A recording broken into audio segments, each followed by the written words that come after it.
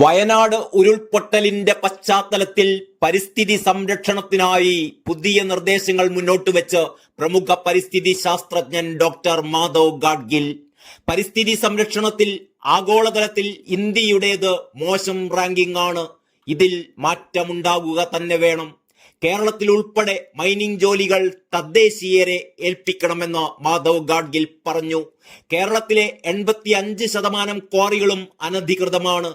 ക്വാറികൾ മുഴുവനും സർക്കാർ ഏറ്റെടുക്കണം. കേരളത്തിലെ ക്വാറികളുടെ നടത്തിപ്പ് കുടുംബശ്രീ സംഘങ്ങളെ ഏൽപ്പിക്കണം. വലിയ റിസോർട്ടുകൾ പ്രകൃതിക്ക് ആഘാതം സൃഷ്ടിക്കുകയാണ്. വയനാട്ടിൽ ഉൾപ്പെടെ ഇതിന്റെ ആഘാതമുണ്ട്.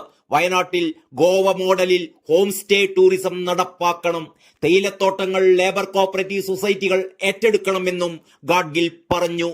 പ്രകൃതി സംരക്ഷണ സമിതി കൽപ്പറ്റയിൽ നടത്തുന്ന പരിസ്ഥിതി സംരക്ഷണ സമ്മേളനത്തിൽ വീഡിയോ സന്ദേശത്തിലൂടെയാണ് മാധവ് ഗാഡ്ഗിൽ ഇക്കാര്യങ്ങളെല്ലാം വ്യക്തമാക്കിയത്.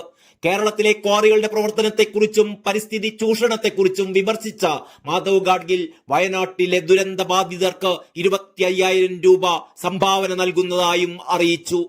വയനാട്ടിലെ ഉരുൾപൊട്ടൽ ദുരന്ത ബാധിതരുടെ പുനരധിവാസം കൃത്യമായി നടപ്പാക്കേണ്ടതുണ്ടെന്നും മാധവ് ഗാഡ്ഗിൽ പറഞ്ഞു. മഹാരാഷ്ട്രയിലടക്കം മുൻപുണ്ടായ ഇത്തരം പ്രകൃതി ദുരന്തങ്ങളിൽ പുനരധിവാസം കൃത്യമായി നടന്നിരുന്നില്ല. കേരളത്തിലെ ക്വാറികളിൽ നല്ലൊരു ശതമാനവും അനധികൃതമാണ്. എത്ര ക്വാറികൾ പ്രവർത്തിക്കുന്നു എന്നതിന് കൃത്യമായ കണക്കുകൾ പോലും സർക്കാരിന്റെ പക്കലില്ലെന്ന് മാധവ് ഗാഡ്ഗിൽ ആരോപിച്ചു.